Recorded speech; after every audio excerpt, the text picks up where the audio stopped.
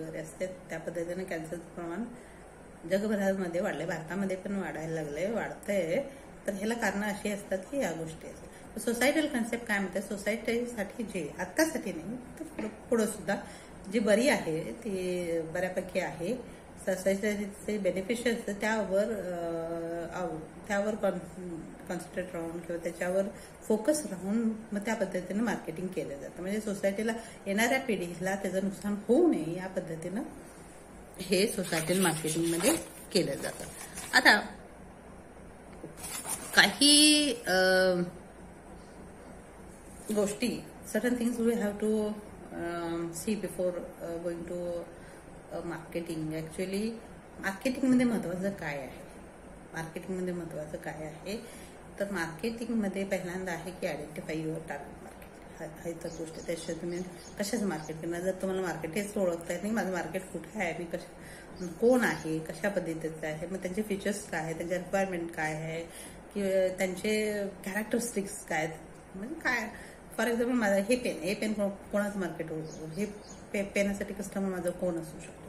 तर कस्टमर असेल माझा स्टुडंट असेल किंवा जो एज्युकेटेड जो एक सेगमेंट आहे जो जॉब करतो तो असू शकते, पण मोस्टली माझा जो असेल तो असेल स्टुडंट. तर स्टुडंट काय करतो, स्टुडंट पेन घेताना काय करतो, त्याला किती पैसे मिळतात, स्टुडंट अर्न करत नसतो, स्टुडंट पण अर्न करत फॅमिली करतो. जर मी ह्या पेनची किंमत 100, 200, 300 लावली, 50 लावली, 70 लावली तर काही लोक घेऊ शकतात 50-70, तर सगळे लोक घेऊ शकत नाही. मग मी नक्की काय ठरवणार आहे, मी असं सेगमेंट बघणार आहे का की जो 50-70 अफोर्ड करेल, की मी असं सेगमेंट बघणार आहे की तो जास्तीत जास्त परचेस आहे, त्यानुसार माझ्या या पेनची प्राइस ठरू शकेल.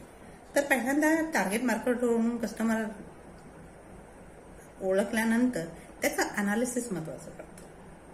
की माझं टार्गेट ओळखलं की त्याचं अनालिसिस, बाबा ह्याचे जे कॅरेक्टरिस्टिक्स आहेत ते डीपमध्ये जाऊन स्टडी करायला लागतात किंवा आयडेंटिफाय करायला लागतात.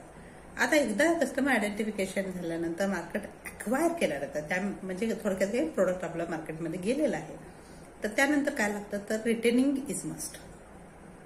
एकदा आला, माल घेतला किंवा एकदा पेन घेऊन गेला, संपला विषय. परत तुमच्याकडे नाही आला तर परत तुम्ही मार्केटिंग नवीन करणार. म्हणजे ऍक्च्युअली तुमचे एफर्ट काय होतात की इथे वाया जातात. म्हणून मार्केट जेवढं अक्वायर करणं महत्वाचं आहे त्याच्यापेक्षाही जास्त महत्वाचं रिटेन करणं. जो तुमचा कस्टमर आहे तुमचा रिटेन झाला पाहिजे. ह्या रिटेनसाठी सगळे एफर्ट, सगळ्या लेवलवरचे एफर्ट तुम्हाला करायला पाहिजे. अजून एक महत्वाचा पॉईंट ज्यावेळेला आपण मार्केटिंगमध्ये बघतो तो आहे कॉम्पिटिटर स्टडी. हा करायलाच लागतो, कारण तुम्ही एक नसता राजा जे तिथं असतं. म्हणजे मार्केटमध्ये एक व्यक्ती नसते, एक कंपनी नसते, everybody. And now the situation is that.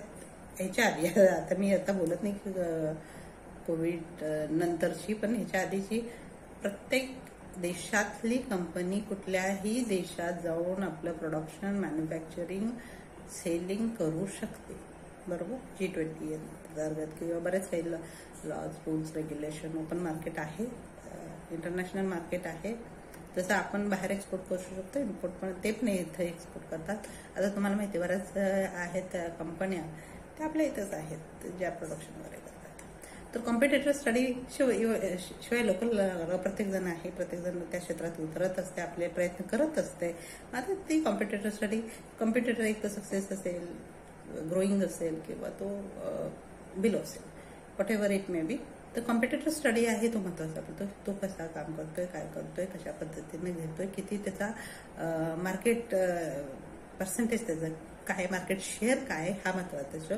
आणि त्यानुसार काही गोष्टी डिसाईड कराव्या लागतात. फॉर एक्झाम्पल प्रमोशनल स्ट्रॅटेजी असू द्या, ते प्रमोशनल स्ट्रॅटेजी कशा पद्धतीने, that depends upon the market, it's requirement, the customer requirement and the scenario also. For example आता जर वॉशिंग मशीन जर मार्केटिंग करायची म्हणजे त्याची मेथड वेगळी राहणार आहे. तिथं तुम्ही पॅम्पलेट नाही वाटू शकणार, पॅम्पलेट वाटून फायदा मिळणार. आणि पेन असेल तर त्याचं काय करणार. आता जर वॉशिंग मशीन म्हणलं तर टीव्हीवर ॲड टाकणं, दॅट विल बी बेटर. आणि जर पेन असेल तर अवेलेबिलिटी विल बी बेटर. तर ह्या आणि अजून एक गोष्ट कस्टमर सॅटिस्फॅक्शन. ह्या होल प्रोसेसमध्ये कस्टमर सॅटिस्फॅक्शन वर कॉन्सन्ट्रेट करून हे बाकीच्या पद्धती बघायच्या. कॉम्प्युटर स्टडी असू दे, मार्केट अनालिसिस, प्रमोशनल स्ट्रॅटेजी वगैरे असू दे, हे मार्केटिंग कन्सेप्टमध्ये किंवा मार्केटिंग कन्सेप्टमध्ये ह्या गोष्टी बघितल्या जातात.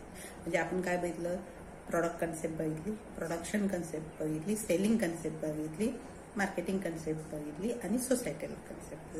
तर मार्केटिंग कन्सेप्टमध्ये customer satisfaction, retention of customer, analysis of the market and promotional strategy ह्या गोष्टीवर जास्त करून भर दिला जातो. आता फंक्शन्स ऑफ मार्केटिंग जर आपल्याला बघायचे असतील तर काही फंक्शन्स ऑफ मार्केटिंग. पहिल्यांदा market research. First function of marketing is the market research. आता मार्केटमध्ये मी आता सांगितल्याप्रमाणे कोण कोण आहे, कस्टमर आहे, तुम्ही स्वतः आहात म्हणजे organisation itself, customer, organisation, competitor, economical, political, government factors हे सगळे मार्केटमध्ये प्लस सोसायटी आहे. म्हणजे फक्त कस्टमर नाही आहे. मार्केट कशातून म्हणते, मार्केट नक्कीच आपण कशामध्ये करत असतो, एक सेलर असतो, एक कस्टमर असतो, याच्यातून हे चाललेलं असतं मार्केट एवढंच नाही.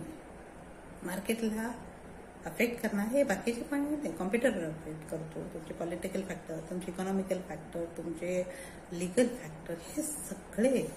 आता आजच्याच पेपरची न्यूज काय होते की government has given opportunity or given permission to open the liquor areas, but they have regularized that the liquor should be what seal liquor.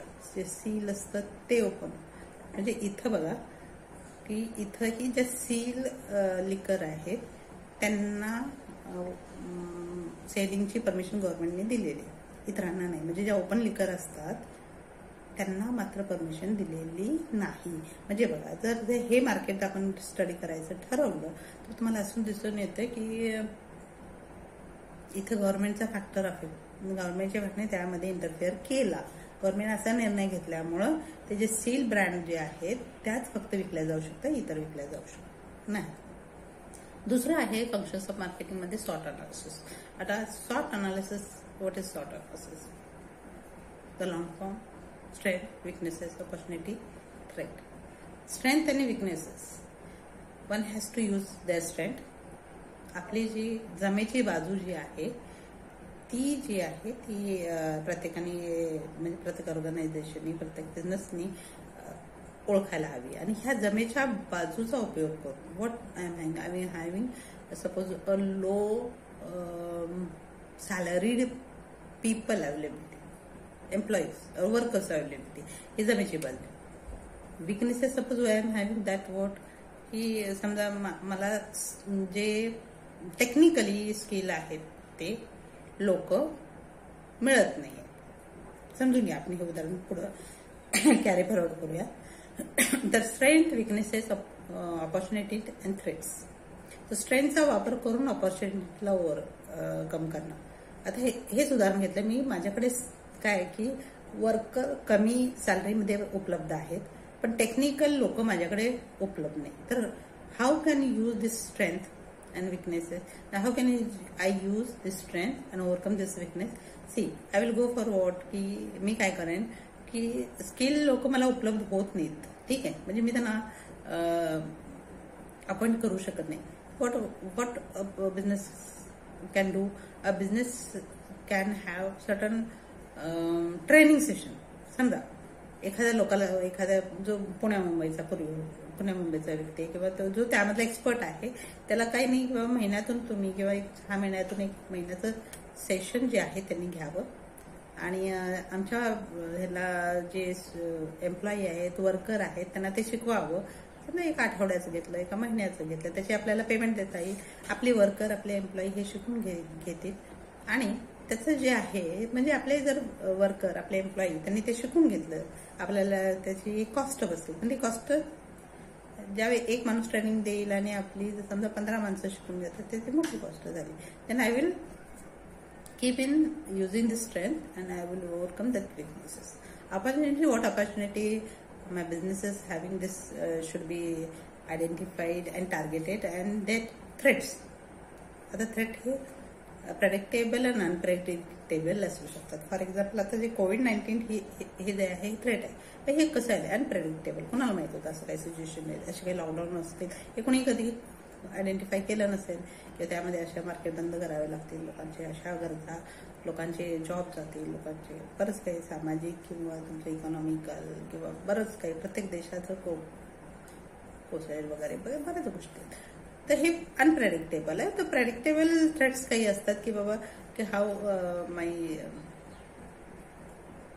market get affected, what could be a customer's requirement, how customer will change or test preference customers, how ते आपण मागच्या डेटावरून किंवा मागच्या एक्सपिरियन्समधून किंवा इतरांच्या एक्सपिरियन्समधून जो काही data उपलब्ध आहेत काही किंवा काही ठिकाणी फील्ड सर्वेमधून हे करू शकतात. तर आता